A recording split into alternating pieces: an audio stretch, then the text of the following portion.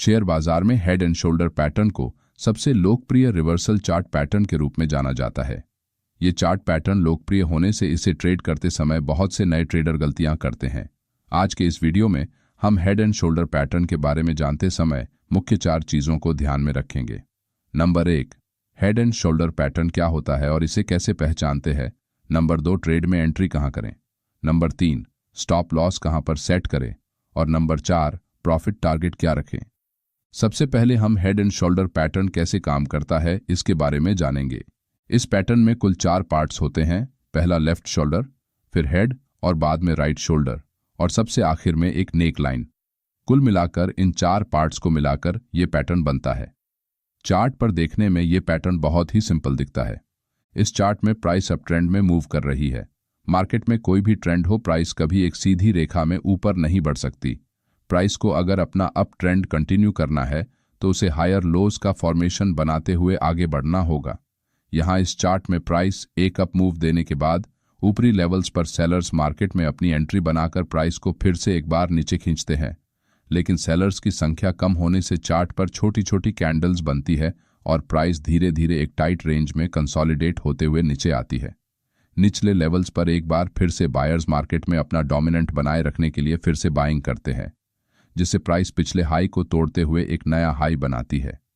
लेकिन ऊपरी लेवल से फिर से सेलिंग प्रेशर आने से प्राइस एक बार फिर से डाउन साइड मूव करती है और प्राइस अपने पुराने स्विंग लो तक वापस आने से इस लेवल पर एक सपोर्ट एरिया बनता है, जिसे हम नेक लाइन कहते हैं।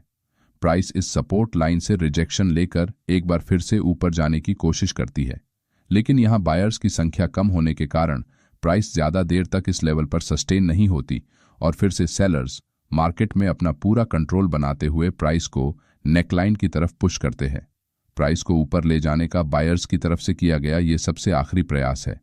मार्केट में जितने भी बायर्स अभी अपनी पोजीशंस होल्ड करके बैठे हैं, उनके लिए नेकलाइन एक आखिरी सपोर्ट एरिया है। अगर प्राइस यहां से और अधिक नीचे गिर जाती है तो ये बाकी बचे सभी बायर्स पैनिक में आकर अपनी पोजीशंस कट करने में लग जाएंगे, जिससे मार्केट में सपोर्ट लाइन के टूटते ही एक पैनिक सेलिंग आएगी। जिन बायर्स ने अपने स्टॉप लॉस इस नेकलाइन के नीचे लगाए होंगे, उन सभी के स्टॉप लॉस हिट हो जाएंगे और प्राइस एक जोरदार डाउनसाइड मूव देते हुए नीचे चली जाएगी। इस प्राइस एक्शन के कारण चार्ट पर आपको हेड एंड शोल्डर जैसा पैटर्न बनते हुए नजर आएगा। यहाँ इस प्राइस एक्शन को देखकर आपको हेड एंड शोल्डर एक परफेक्ट रिवर्सल ट्रेड सेटअप नजर आएगा, लेकिन सभी head and shoulder pattern trade करने के लिए उपयुक्त नहीं हो सकते। किसी भी चार्ट पैटर्न में ट्रेड करने से पहले मार्केट के स्ट्रक्चर को जानना बहुत जरूरी होता है। अगर मार्केट में एक स्ट्रॉन्ग अप ट्रेंड चल रहा है और सिर्फ head and shoulder pattern chart पर दिखने से आप रिवर्सल ट्रेड में एंट्री नहीं कर सकते। अगर मार्केट में स्ट्रॉन्ग अप ट्रेंड है तो प्राइस एक छोटा सा पुल बैक लेकर फिर से अपना ट्रेंड कंटिन्यू कर सकती है, जिससे आपकी ट्रेड एंट्री फेल हो जाएगी और आपको लॉस का सामना करना पड़ेगा। इसलिए हेड एंड शोल्डर पैटर्न में ट्रेड एंट्री बनाने से पहले कुछ महत्वपूर्ण बातों को ध्यान में रखना आवश्यक है। Number 1, head and shoulder pattern में अगर राइट साइड का शोल्डर हेड से बहुत बड़ा हो तो आप ऐसे समय ट्रेड में एंट्री करने से बचें, क्योंकि यहाँ मार्केट में बायर्स फिर से अपनी स्ट्रेंथ दिखाने में कामयाब हो गए हैं और सेलर्स अपना स्टॉप लॉस हंट होने के डर से अपनी पोजीशन से एग्जिट करने की कोशिश करने की संभावना ज्यादा बढ़ जाती है, जिससे ये ट्रेड एंट्री फेल हो जाएगी। नंबर 2, अगर राइट साइड का शोल्डर बनने में ज्यादा समय लगे तो ट्रेड नहीं करना चाहिए, क्योंकि यहाँ पर प्राइस नेकलाइन तक आने में बहुत ज्यादा समय लगाने के कारण इस बीच बहुत से सेलर्स मार्केट में अपनी पोजीशन बनाकर बैठे हैं और प्राइस जैसे ही नेकलाइन तक पहुंचती है, ये सेलर्स अपनी पोजीशन से एग्जिट करने से मार्केट में फिर से बाइंग प्रेशर बढ़ने से प्राइस ऊपर की तरफ मूव कर सकती है, जिससे head and shoulder pattern fail हो जाएगा। और नंबर 3, अगर राइट साइड के शोल्डर की ऊंचाई हेड की ऊंचाई के 50% से ज्यादा हुई तो ये ट्रेडिंग सेटअप फेल समझा जाता है। इन बातों को ध्यान में रखकर आप ट्रेड एंट्री कैसे कर सकते हैं, आइए ये जानते हैं। हेड एंड शोल्डर पैटर्न को एक रिवर्सल ट्रेडिंग सेटअप के रूप में उपयोग में लाया जाता है। इसलिए मार्केट अगर अप ट्रेंड में है तो आप नेकलाइन के ब्रेकडाउन होने के बाद शॉर्ट ट्रेड में अपनी एंट्री बना सकते हैं, लेकिन ये एक अग्रेसिव ट्रेड एंट्री मानी जाएगी। अगर आपको एक सुरक्षित ट्रेड एंट्री चाहिए तो आप ब्रेकडाउन के बाद प्राइस के सपोर्ट एरिया के आसपास रिटेस्ट करने का इंतजार कर सकते हैं।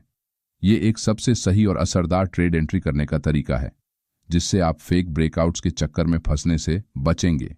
लेकिन बहुत बार ब्रेकडाउन इतनी तेजी से होता है कि आपको ट्रेड एंट्री करने का मौका नहीं मिलता। ऐसे समय आपको प्राइस का पीछा करने से बचना चाहिए और प्राइस पुल बैक करने का इंतजार करना चाहिए। अगर प्राइस पुल बैक नहीं करती तो आप इस ट्रेड में एंट्री करने का विचार दिमाग से निकाल दें। ट्रेड एंट्री के तरीके को जानने के बाद अब हम स्टॉप लॉस लगाने के बारे में जानेंगे। हेड एंड शोल्डर पैटर्न में आपको अपना स्टॉप लॉस ऐसे एरिया में रखना होगा। अगर मार्केट वहां तक मूव करती है तो आपका ट्रेडिंग सेटअप फेल हो जाएगा। इसका मतलब आपका stop loss head and shoulder pattern को ट्रेड करते समय पिछले स्विंग लो से कुछ ऊपर के एरिया में प्लेस करना होगा। अगर आप ऐसा नहीं करते तो मार्केट वॉलेटिलिटी के कारण बहुत जल्द आपका स्टॉप लॉस हिट हो जाएगा और आप ट्रेड से बाहर हो जाएंगे। अगर आप एग्रेसिव ट्रेड एंट्री करते हैं तो आपको स्टॉप लॉस पैटर्न के राइट शोल्डर के हाई के ऊपर लगाना होगा। इससे आप स्टॉप लॉस हंटिंग से बचे रहेंगे। चलिए अब प्रॉफिट टारगेट कैसे सेट करते इसे समझते हैं। हेड एंड शोल्डर पैटर्न में प्रॉफिट टारगेट सेट करने के लिए आप दो मेथड इस्तेमाल कर सकते हैं। नंबर 1 प्राइस प्रोजेक्शन मेथड, जिसे हम फिक्स टारगेट मेथड कहते हैं, और number 2 trailing stop loss method. पहली मेथड में हम हेड एंड शोल्डर पैटर्न के बारे में ब्रेकआउट के बाद प्राइस और कितना आगे मूव कर सकती है ये फिक्स करने के लिए हेड के हाई से नेकलाइन तक की दूरी नापेंगे। उसके बाद उतनी ही दूरी का टारगेट हम अपनी एंट्री के बाद सेट करेंगे। इस मेथड को प्राइस प्रोजेक्शन मेथड कहा जाता है। लेकिन इस मेथड में आपका प्रॉफिट टारगेट फिक्स होने से आपको होने वाला प्रॉफिट भी लिमिटेड हो जाता है। लेकिन आपकी ट्रेड एंट्री के बाद मार्केट में चल रहा ट्रेंड और कितनी देर तक चलने वाला है ये कोई नहीं बता सकता।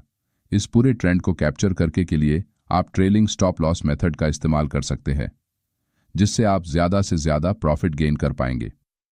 ट्रेलिंग स्टॉप लॉस का इस्तेमाल करने से आप पार्शियल प्रॉफिट बुकिंग करके अपने प्रॉफिट को सिक्योर कर सकेंगे।